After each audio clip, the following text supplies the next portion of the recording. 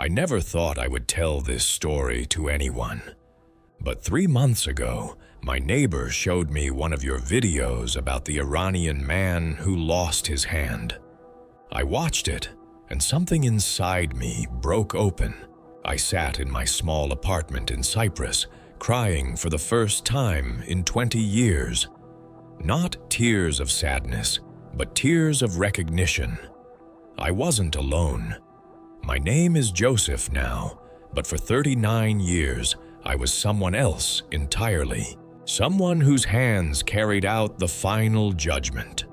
Someone who believed that mercy was weakness, and that the law was more sacred than life itself. I was what they called an executioner in the kingdom, the last generation of men trained to carry out the ultimate punishment in the name of faith and justice. But today, as I stand before my bathroom mirror in this tiny refugee shelter, I see different hands, clean hands, forgiven hands, hands that once took life, but now serve life. The reflection staring back at me is a man I barely recognize. Not because my face has changed, but because my heart has been completely reborn. It started with a woman, a foreign woman who was brought to me on a Thursday morning in Riyadh. I had performed this duty 47 times before. I knew the routine. I knew the prayers. I knew how to make it quick, clean, final. But this woman, she looked at me differently, not with fear, not with hatred, not with the desperate pleading I had seen so many times before. She looked at me with something I had never encountered in that square. Peace. When the moment came, when I raised my hand to fulfill the sentence, she lifted her eyes to mine and whispered 2 words that would haunt me forever. Not in Arabic, not in her native tongue, but in a language that somehow reached deeper than my ears, straight into my soul. She said, "Jesus Christ." And then, as if speaking directly to me, she added 3 more words that I would later understand changed everything. "I forgive you." The light in her eyes didn't fade when her body went still. It stayed with me. It followed me home. It waited for me in my dreams. It wouldn't let me rest until I understood what I had seen, what I had felt, what had begun to grow in the place where my certainty used to live. I was born into this work the way some men are born into farming or teaching.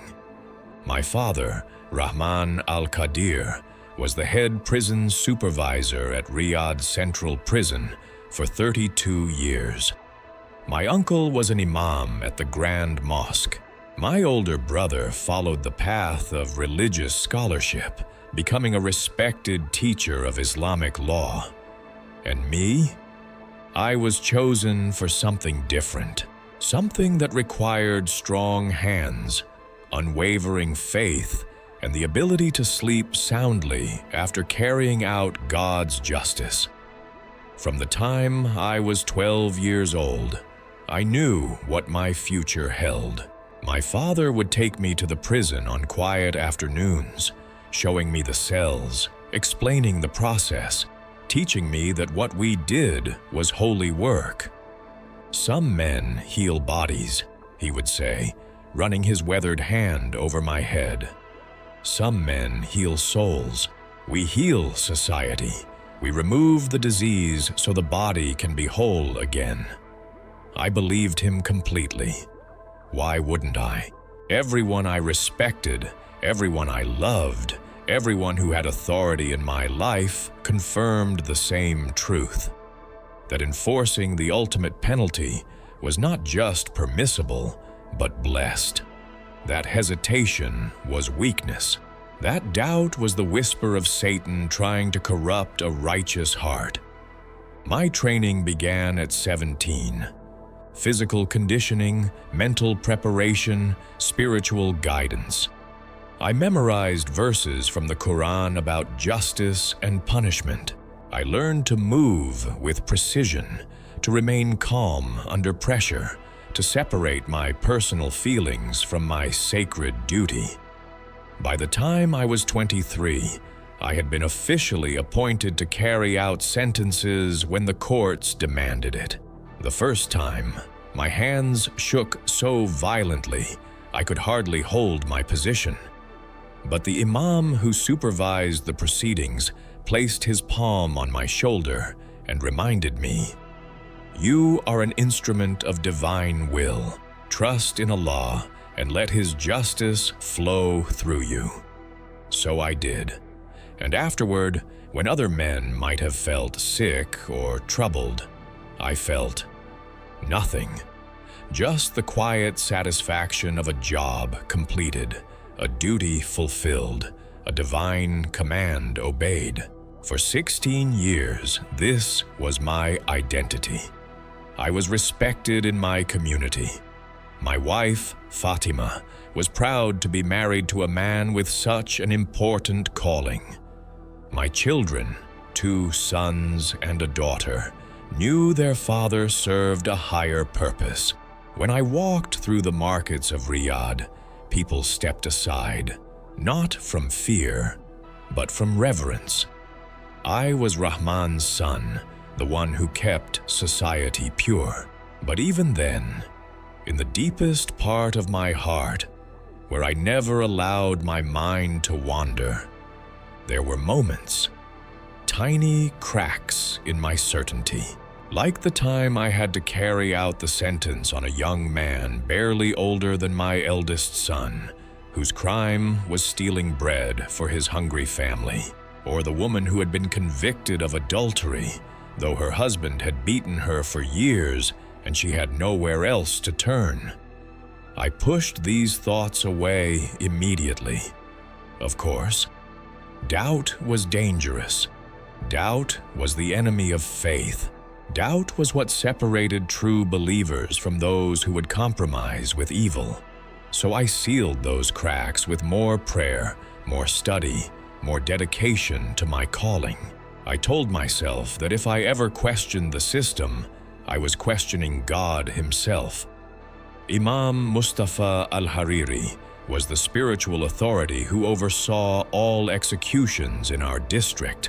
A tall, thin man with a perfectly groomed beard and eyes that never seemed to blink, he had trained dozens of men like me over his 20-year career.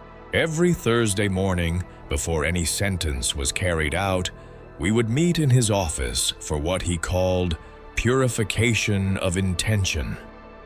"Remember, Brother Rahman," he would say, using my given name with the weight of religious authority. "Mercy is Allah's alone to give. Our role is not to show pity, but to show precision. The Quran is clear: life for life, soul for soul. When we hesitate, we dishonor the victims. When we delay, we allow corruption to spread. You are not taking life. You are returning it to Allah for His final judgment." These sessions were meant to strengthen my resolve, and for years they did exactly that. Imam al-Hariri had answers for every question I never dared ask aloud. Why did some criminals seem genuinely repentant? Satan's final deception. Why did some victims' families beg for mercy? They have been weakened by Western ideas of forgiveness. Why did I sometimes dream about the faces of those who had been brought before me? Allah is showing you the importance of your work, reminding you that justice must be swift and sure. But Imam al-Hariri taught us something else, something that went deeper than legal procedure or religious duty.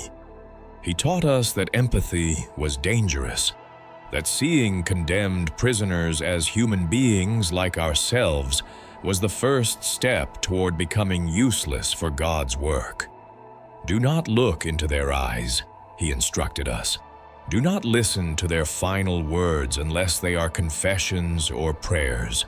Do not allow their fear to become your weakness. For years, I followed this teaching perfectly. I became skilled at seeing bodies instead of people, cases instead of stories, sentences instead of souls. When a man cried for his mother in his final moments, I heard only noise. When a woman trembled as she was brought forward, I saw only the trembling of guilt being exposed to divine light. I had trained myself to be deaf to everything except the voice of duty. My wife, Fatima, respected this spiritual discipline. She would often say to her friends, "My husband's heart is pure because he does not let it be contaminated by the lies of criminals." She saw my emotional distance not as coldness, but as strength. My children learned early not to ask too many questions about my work, understanding instinctively that their father carried a burden too sacred and too heavy for ordinary conversation. At home, I was a different man. Or I thought I was. I played with my children, helped them with their studies, attended their school events with pride. But looking back now, I realized that the separation I maintained at work had begun to seep into every part of my life. I loved my family, but from a distance. I provided for them, but without real intimacy. I was present in body, but my heart had learned to live behind walls. Even my prayers had become mechanical. 5 times a day, I would go through the motions of worship, reciting verses I had memorized, performing movements I had practiced since childhood. But the connection, the sense of speaking to a living God who heard and cared, that had gradually disappeared. I was performing religion, not living it. The only time I felt truly alive was in those Thursday morning sessions with Imam al-Hariri, when he would remind me of my importance, my calling, my irreplaceable role in maintaining God's order on earth. "You are a guardian of righteousness," he would tell me. "Without men like you, society would collapse into chaos. The innocent would suffer while the guilty go free. Remember this when the world tries to make you doubt." The assignment came to me on a Tuesday evening in late spring. A foreign woman, approximately 40 years old, convicted of distributing prohibited religious materials and attempting to convert Muslim citizens to Christianity. The charges were serious, but not uncommon. What was unusual was that she had been in our custody for nearly 6 months, during which time she had reportedly refused multiple opportunities to renounce her beliefs and avoid the ultimate penalty. Her name was Sarah Mitchell, originally from Australia, who had been working as an English teacher in Riyadh for 3 years. According to the case file, authorities had discovered Arabic translations of Christian texts in her apartment, along with evidence that she had been meeting secretly with local women to discuss what the prosecutors called corrupted interpretations of Scripture. Several witnesses had testified that she openly claimed Jesus Christ was the Son of God, not merely a prophet, and that salvation could only be found through him. As I read through her case that night, I felt the familiar mixture of disgust and determination that always accompanied such assignments. Here was someone who had been welcomed into our country, given the opportunity to earn a living and experience our culture, and she had repaid this hospitality by attempting to lead faithful Muslims away from the true path. The sentence was not just justified, it was necessary to protect others from her influence. The night before the execution, I went through my usual preparation routine. Physical exercises to ensure steady hands, extended prayer and meditation to purify my intentions, review of the relevant Quranic verses about dealing with those who corrupt the faith. I spoke with Imam al-Hariri, who reminded me that this case was particularly important because of its potential to discourage other foreign missionaries from attempting similar infiltration. This woman represents a direct attack on our way of life, he explained as we sat in his office. She came here pretending to teach children English, but her real purpose was to plant seeds of doubt about Islam in the hearts of our mothers and sisters. Such deception is perhaps even more dangerous than open warfare because it targets the most vulnerable. Women who might be confused by her claims of love and forgiveness. I nodded, understanding the gravity of the situation. Foreign influence had always been a concern, but in recent years, the authorities had become increasingly aware of subtle attempts to undermine Islamic faith through what appeared to be humanitarian or educational work. Sarah Mitchell was not just an individual criminal. She was a symbol of a larger threat that needed to be decisively rejected. That morning, as I prepared for the execution, everything seemed routine. The location was secured, the witnesses were properly positioned, the necessary officials were present. But when Sarah Mitchell was brought forward, something in her demeanor immediately set her apart from every other condemned person I had encountered. She walked steadily, without the stumbling or collapse that fear usually produced. Her face was calm, almost serene, and her eyes held something I had never seen before in that place. Not the desperate hope of someone expecting a last-minute reprieve, not the vacant stare of someone in shock, but a kind of peaceful confidence that seemed completely out of place given her circumstances. When the charges were read aloud, including the specific accusation of preaching allegiance to a god other than Allah, she listened without attempting to speak in her own defense. But I noticed that her lips were moving slightly, as if she were praying silently in her own language. Her hands, which should have been trembling, remained steady at her sides. As I took my position and prepared to carry out the sentence, Sarah Mitchell looked directly at me. Not past me, not through me, but at me. As if she saw something in my face that no one had ever seen before. And in that moment, just before I fulfilled my duty, she spoke those words that would echo in my mind for months afterward. Jesus Christ.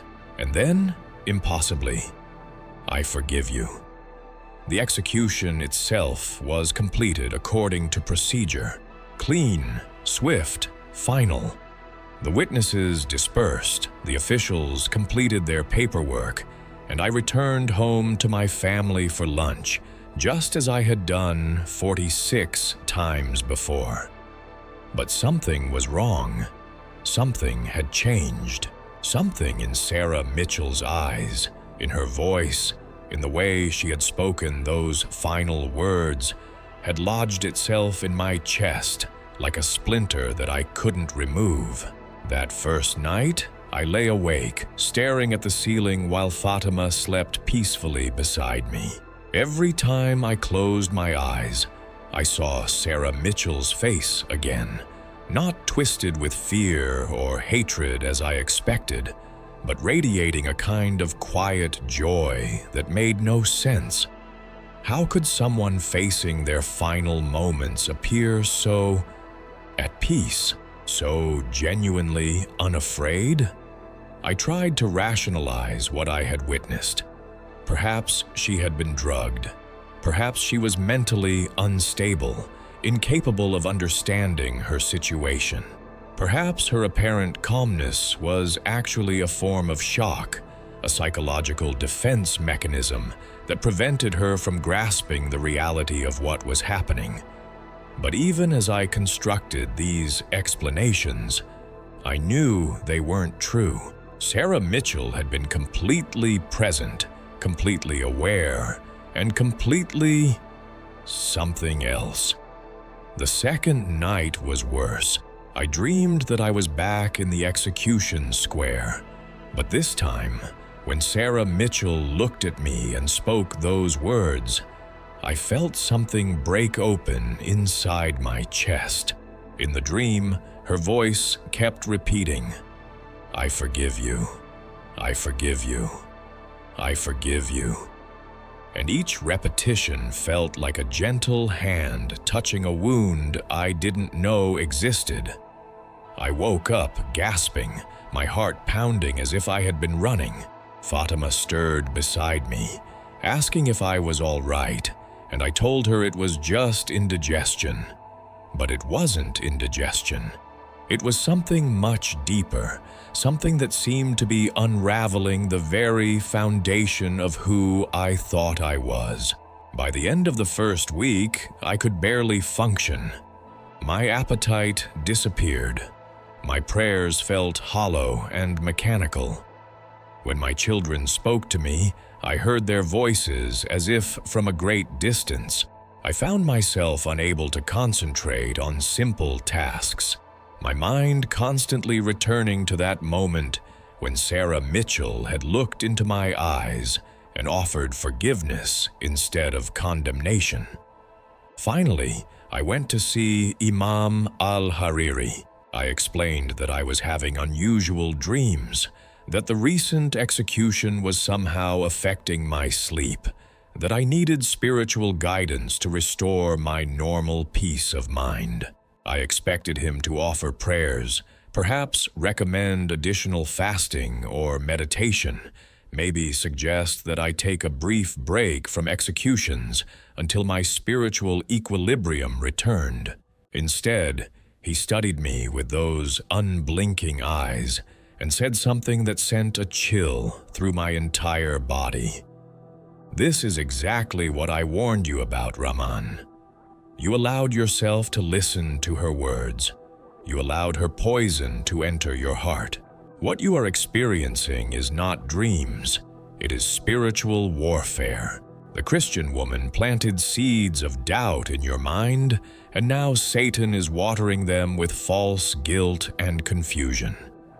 He prescribed immediate action, increased prayer, additional study of Quranic passages about dealing with unbelievers, and most importantly, a complete mental rejection of any thoughts that questioned the rightness of what we did. Do not give these feelings any power by examining them, he instructed. Dismiss them immediately as attacks from the enemy of faith. I tried to follow his advice. I really did. But the harder I fought against the memories of Sarah Mitchell's face, the stronger they became. And worse, I began to notice things I had never seen before. The way my wife flinched slightly when I raised my voice. The way my children became quiet and careful when I was in a serious mood. The way people in our neighborhood looked at me. With respect, yes, but also with something that might have been fear. For the first time in my adult life, I began to wonder if the man I had become was truly the man Allah wanted me to be. 3 weeks after Sarah Mitchell's execution, I requested a temporary leave from my duties, citing health concerns. This was unusual. In 16 years of service, I had never asked for time off except for required religious holidays or family emergencies. But I told Imam al-Hariri that I was experiencing persistent headaches and thought a brief rest might restore my ability to serve effectively. He was reluctant to grant the request. "Rest is not what you need," he argued. Action is what you need. Purpose is what you need. The longer you stay away from your calling, the more time these doubts have to take root in your heart. But I insisted, and eventually he agreed to 2 weeks of leave with the understanding that I would return refreshed and refocused on my spiritual duties. The first few days at home were torture. Without the structure of my work routine, I had nothing to distract me from the questions that seemed to multiply in my mind like weeds. I tried to occupy myself with household projects, spending extra time with my children, even accompanying Fatima to the market. Anything to avoid the silence where Sarah Mitchell's voice seemed to echo. But curiosity, once awakened, is almost impossible to suppress. On the 4th day of my leave, when my family was visiting relatives, I found myself sitting in front of our computer, staring at the search screen. My hands trembled as I typed, "Sarah Mitchell, Australia Christian." What I found changed everything. News articles about her disappearance, social media posts from friends and family members desperate for information about her whereabouts, photographs of a woman who looked nothing like the dangerous enemy of faith I had been told she was.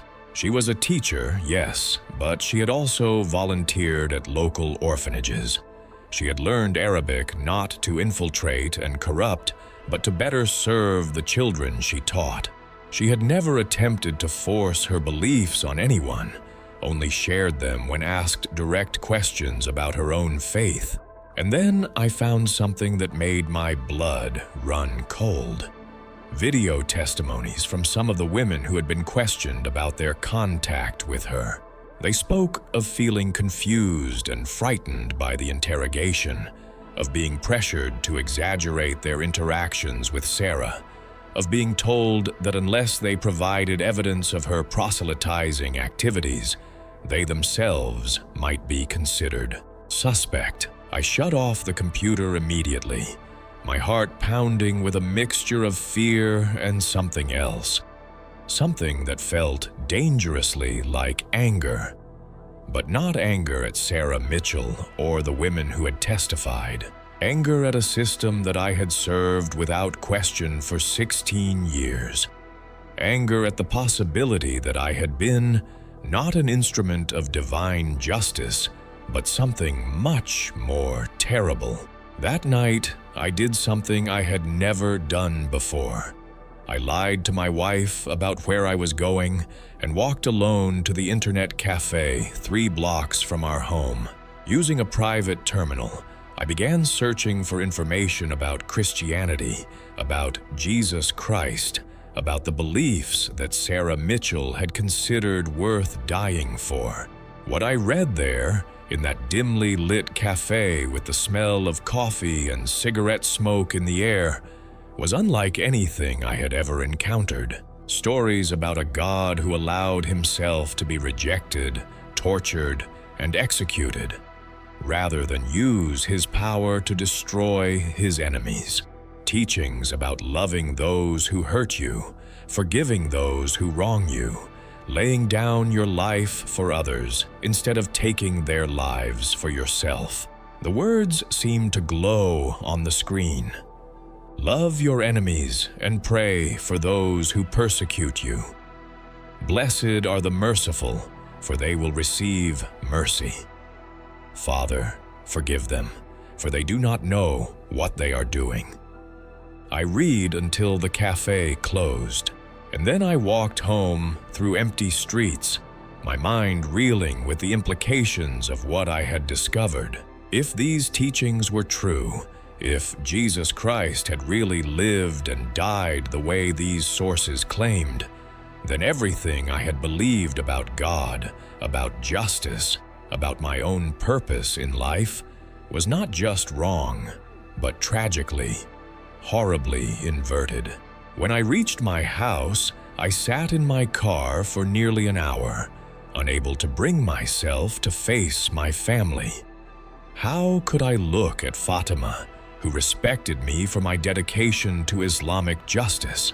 How could I read bedtime stories to my children, knowing that their father might have spent 16 years not serving God, but betraying everything God actually stood for?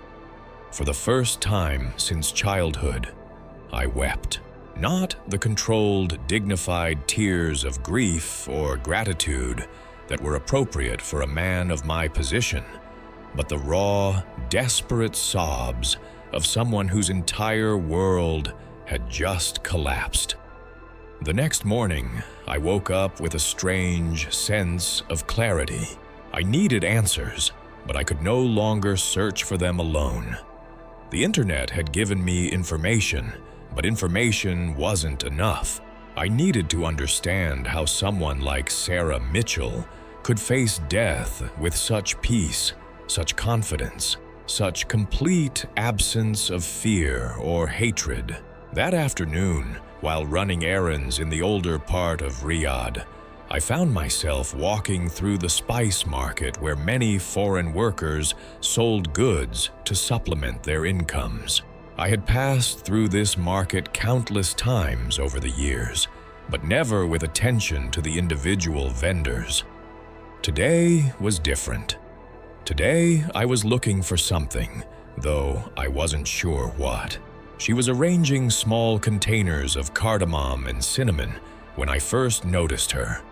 An Ethiopian woman, perhaps in her 50s, with kind eyes and gentle hands. What caught my attention wasn't her appearance, but something she wore around her neck, a small silver cross, barely visible beneath her headscarf, but unmistakable to someone who had recently spent hours studying Christian symbols. I approached her stall, pretending to examine her spices while trying to work up the courage to speak. Finally, I picked up a container of black pepper and asked about the price. She quoted a fair amount, then smiled and asked if I was shopping for my wife. Her accent was thick, but her Arabic was good enough for basic conversation. "Yes," I replied, then hesitated before adding, "Are you Christian?" Her expression changed immediately, not to fear as I expected, but to a kind of cautious hope. "Yes," she said quietly, glancing around to make sure no one else was listening. "Why do you ask?" I bought the pepper, paid her, and then said something that surprised both of us. "I want to understand. I want to know about Jesus." We couldn't talk there, of course. Too public, too dangerous for both of us. But she gave me directions to a small coffee shop in a part of the city where Ethiopian and Eritrean workers often gathered. "Tomorrow afternoon," she whispered, "if you really want to understand." That night, I barely slept. I kept thinking about the risk I was taking, the consequences if anyone discovered what I was doing. But I also thought about Sarah Mitchell's face, about the peace I had seen there, about the forgiveness she had offered to the man who was about to end her life. I needed to understand how such a thing was possible. The next day, I found the coffee shop. It was small, dark, filled with the sounds of unfamiliar languages and the smell of strong Ethiopian coffee. The woman, her name was Hanan, was waiting for me in a corner booth, a worn Bible open on the table in front of her.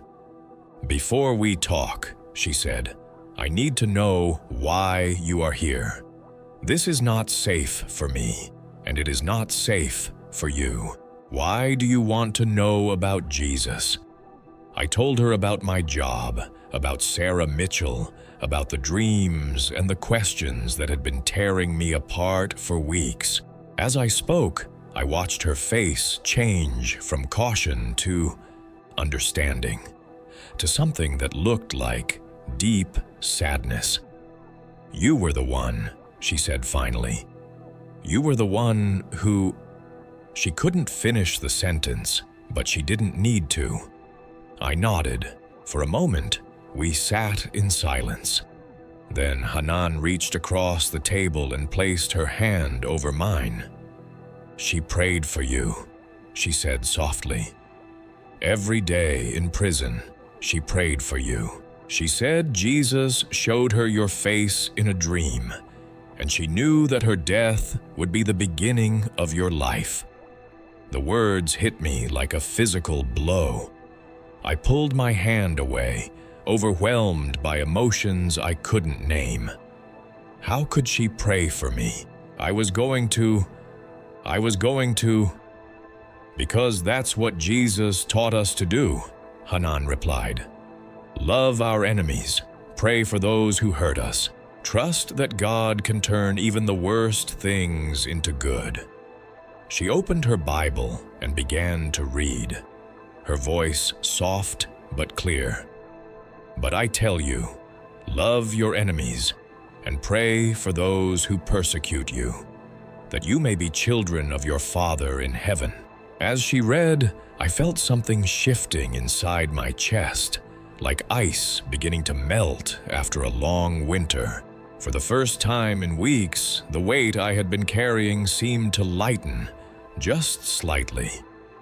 "Can you teach me?" I asked. "Can you help me understand?"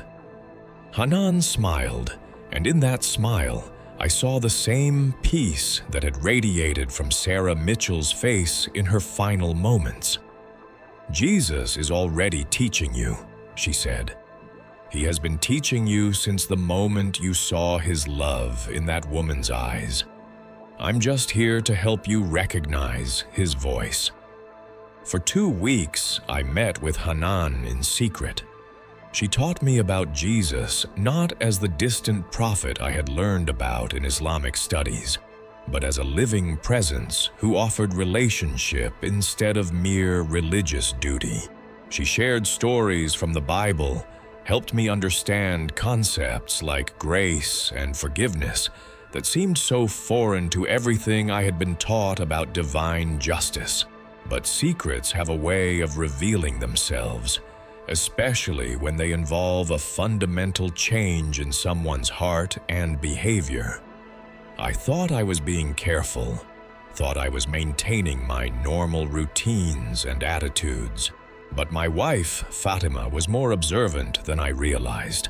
She began asking questions about my late afternoons away from home, about my increasingly distracted behavior during family prayers, about the way I had begun to flinch slightly whenever our children mentioned my work. At first, her questions were gentle, concerned. She thought I might be ill or struggling with some unknown stress. The crisis came on a Thursday evening when I forgot to delete the browser history after researching Christian websites on our home computer. My 15-year-old son, Ahmad, was working on a school project when he discovered the URLs I had visited. Sites about Christian theology, testimonies of former Muslims who had converted to Christianity, Arabic translations of Bible passages. He came to me immediately, his face pale with shock and confusion. "Father," he said, holding a printed list of the websites. "What is this? Why were you looking at these things?" I panicked. Instead of explaining, instead of trying to help him understand what I was going through, I lied. I told him I had been researching Christian beliefs as part of my work, that authorities sometimes needed to understand the thinking of people like Sarah Mitchell in order to prepare for future cases. It was a weak explanation, and I could see in his eyes that he didn't quite believe it. But Ahmad was a dutiful son, and he wanted to believe his father. He nodded and said he would delete the history so his mother and sister wouldn't be confused if they saw it. I thanked him, thinking the crisis had passed. I was wrong. That night, I heard him on the phone with his uncle, my brother the imam, discussing what he had found. His voice was worried, uncertain. but he was sharing his concerns with someone he trusted to know what to do. Within 2 days, the whispers had begun. People in our neighborhood started looking at me differently, not with the usual mixture of respect and caution, but with suspicion and concern. My brother came to visit, ostensibly for a casual family dinner, but I could tell he was studying me, looking for signs of whatever spiritual sickness Ahmad had reported. The confrontation came the following week. I was summoned to meet with Imam al-Hariri and 2 other religious authorities I didn't recognize. They questioned me for over an hour about my recent behavior, my research activities, my attitude toward my work. I maintained my lie about professional research, but I could tell they weren't convinced. "Rahman," Imam al-Hariri said finally, "we have reports that you have been seen in the company of Christian foreigners. We have evidence that you have been accessing prohibited materials on the internet. Most concerning of all, we have observed changes in your spiritual demeanor that suggest possible contamination by false teachings." I denied everything, but my voice lacked conviction. The truth was that I no longer wanted to hide what I was learning. I no longer wanted to pretend that the questions burning in my heart were just temporary confusion that would fade with proper spiritual discipline. The interview ended with a warning. I was to cease all unauthorized research immediately, break off any contact with non-Muslim influences, and submit to additional spiritual counseling designed to strengthen my faith and resolve.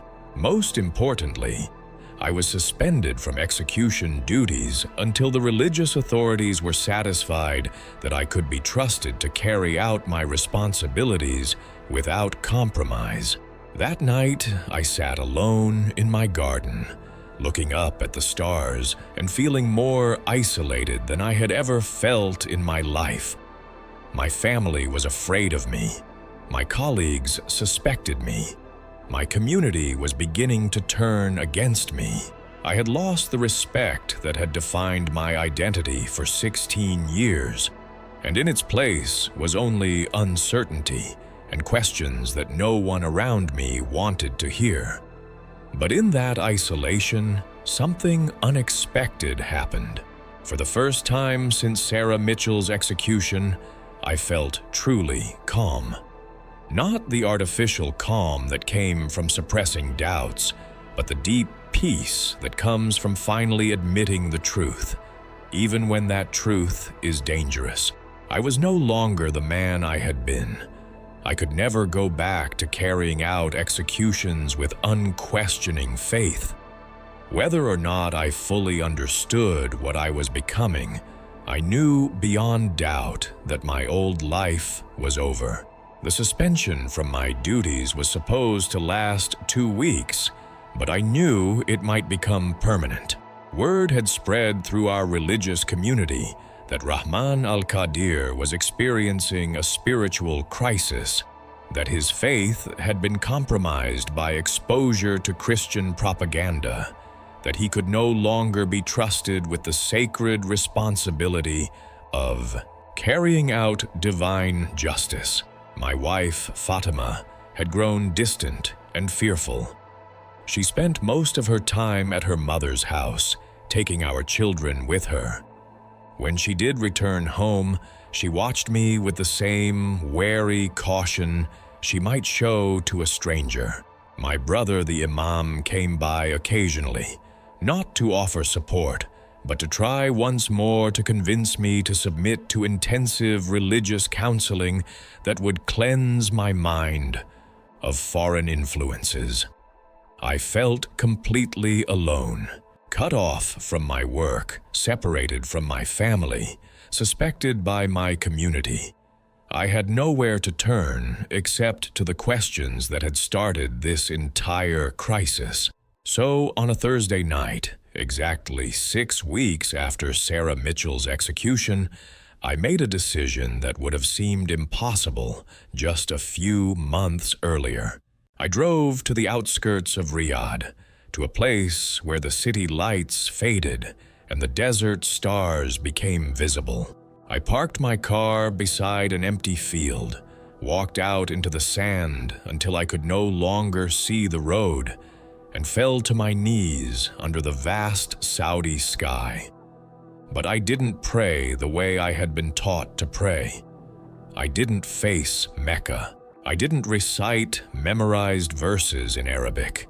Instead, I spoke in my own words, in my own language, to whoever might be listening in the darkness above me. "I don't know how to do this," I whispered.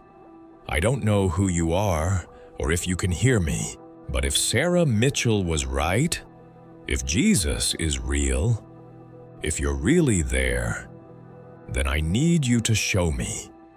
I can't live with what I've done, and I can't go back to pretending it was right. If you're real, if you can forgive someone like me, then speak to me.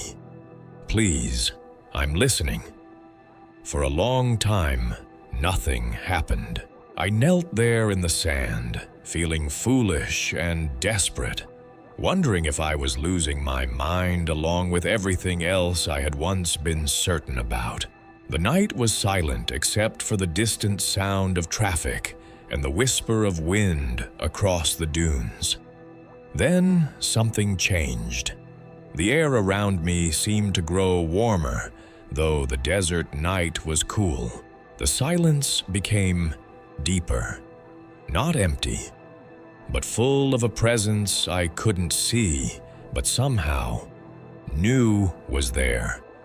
And then, as clearly as if someone were standing beside me, I heard a voice, not audible to my ears, but unmistakable to my heart. Rahman. My name, spoken with such love that I began to weep immediately.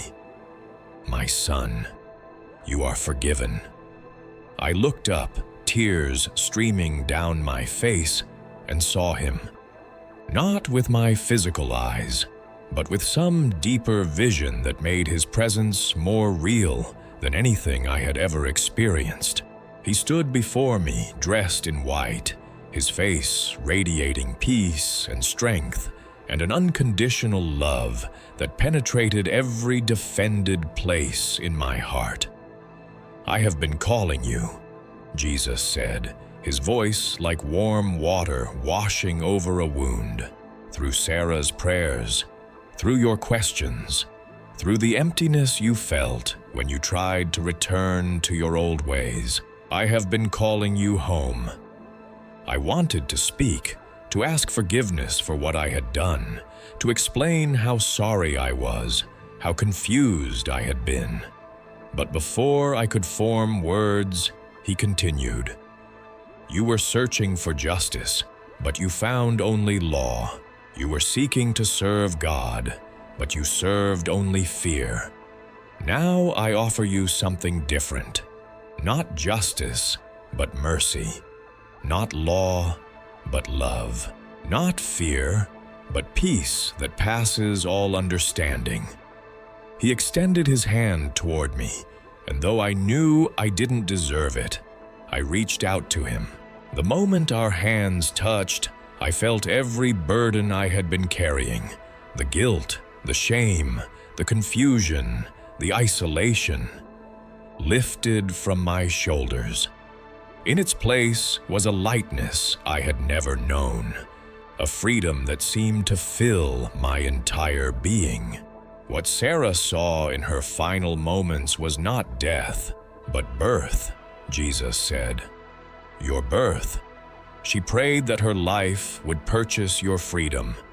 And now that prayer is answered, you are no longer Rahman the executioner. You are Joseph, my beloved son, in whom I am well pleased. The vision began to fade, but his final words remained crystal clear. Fear nothing. I am with you always, even to the end of the age. Go now and tell others what you have seen. When I opened my eyes, I was still kneeling in the desert sand, but everything was different. The stars seemed brighter, the air cleaner, my heart lighter than it had been since childhood. I was no longer afraid of losing my old life because I had found a new one. I was no longer ashamed of what I had done because I had been forgiven by the only one whose forgiveness mattered. I drove home that night knowing that tomorrow would bring challenges I couldn't yet imagine. But I also knew that I would never again be alone in facing them. I couldn't hide what had happened to me. The change was too profound, too complete, too visible in every word I spoke and every choice I made. Within days of my encounter in the desert, my family knew that something fundamental had shifted in my heart. Within weeks, the entire community was talking about Rahman al-Qadir's complete transformation. The final confrontation came when Imam al-Hariri summoned me to a formal meeting with the religious council. They had prepared an ultimatum. Either I would publicly renounce whatever foreign influences had corrupted my thinking and submit to immediate intensive re-education, or I would be permanently stripped of my position and expelled from the community. I walked into that meeting knowing exactly what I was going to say, and knowing exactly what it would cost me. But the peace that had filled my heart since that night in the desert made even the prospect of losing everything seem manageable.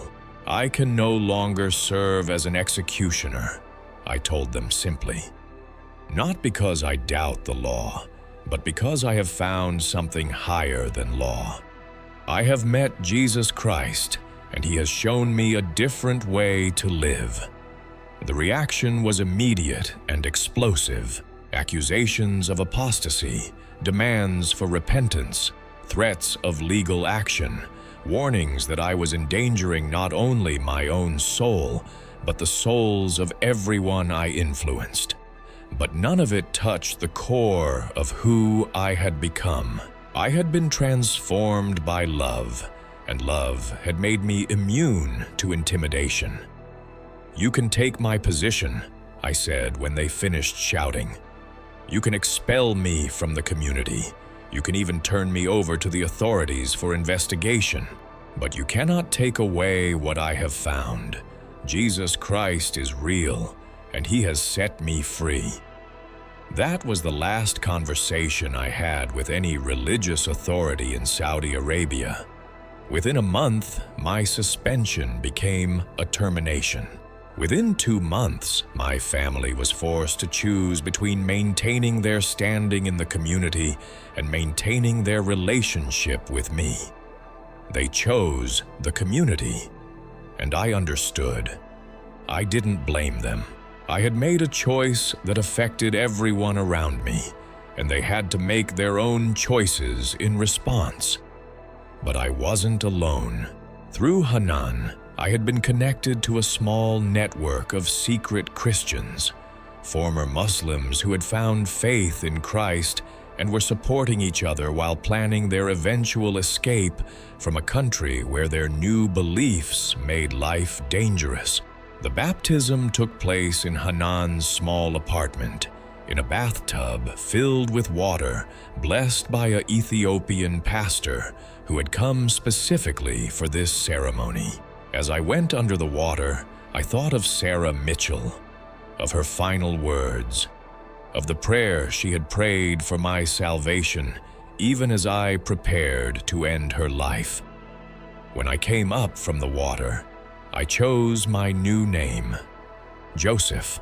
Like the biblical Joseph, I had been betrayed by those who should have loved me, sold into slavery, thrown into prison for crimes I didn't commit.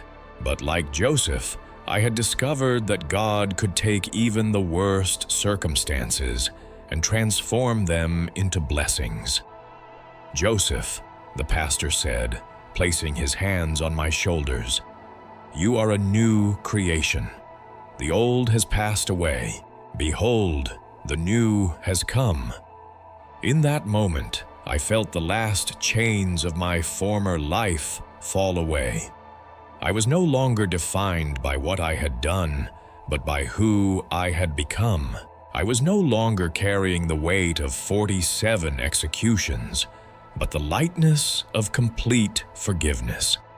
I was no longer serving a system of law and punishment, but following a Savior of grace and love.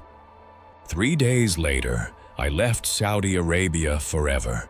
Using contacts provided by the underground Christian network, I was smuggled across the border into Yemen, then to Djibouti, then finally to Greece as a refugee seeking asylum on the basis of religious persecution.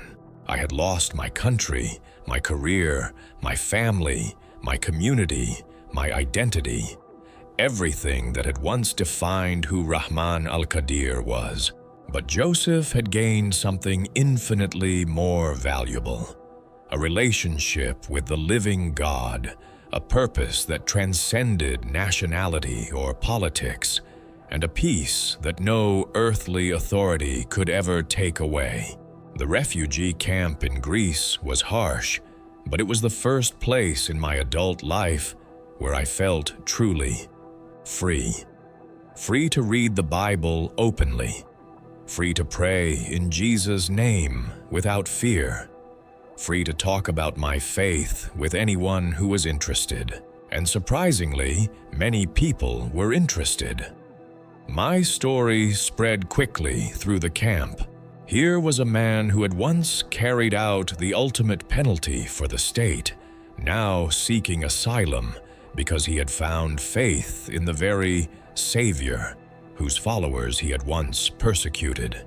Some refugees were skeptical, some were curious, and some were deeply moved by what they saw as the ultimate example of God's power to transform even the hardest heart.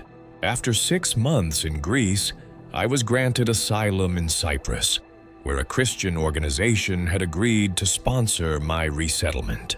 They provided me with a small apartment, help learning English, and most importantly, a job as a security guard at a church in Limassol.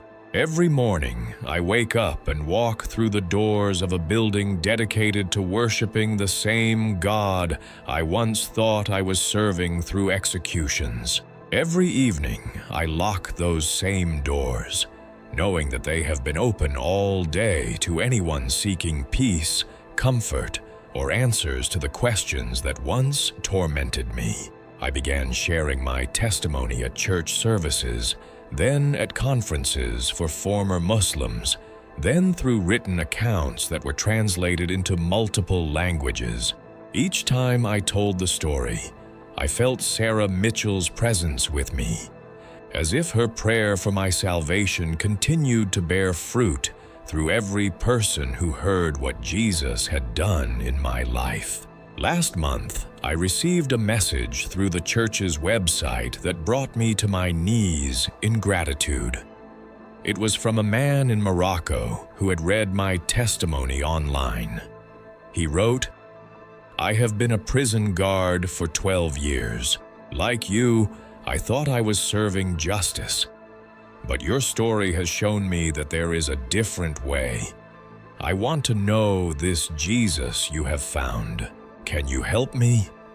As I typed my response, offering to connect him with Christians in his area who could safely help him explore faith, I thought of the chain of transformation that had brought us both to this moment. Sarah Mitchell's death had led to my salvation. My salvation had led to my testimony. My testimony had led to this man's questions. And his questions might lead to his own encounter with the living Christ. Standing in my small apartment that night, looking out at the Mediterranean Sea, I whispered the same words Sarah Mitchell had spoken to me in that execution square. "I forgive you." But this time, I was speaking to myself, forgiving the man I used to be. accepting the man I had become, grateful for the journey that had led me from death to life. I am no longer Rahman al-Qadir, executioner of the Saudi state. I am Joseph, beloved son of the living God, witness to his power to redeem even the worst of sinners, living proof that no one is beyond the reach of divine love. If you are watching this testimony and you believe your sins are too great, your past too dark, your heart too hard for God to love you, I want you to know that you are wrong. I took lives in the name of righteousness. I served death thinking I was serving life. I was as lost as anyone has ever been. But Jesus found me in my darkness, called me by name, and gave me a new identity that no earthly authority can ever take away. He did not condemn me for what I had done. He simply loved me into becoming who He created me to be. Sarah Mitchell's death was not wasted. It was the seed from which my new life grew. And if her sacrifice could reach someone like me, if the love of Christ could transform even an executioner's heart, then there is hope for absolutely everyone, even you, especially you. Right now, in this moment, He is calling your name. Will you answer?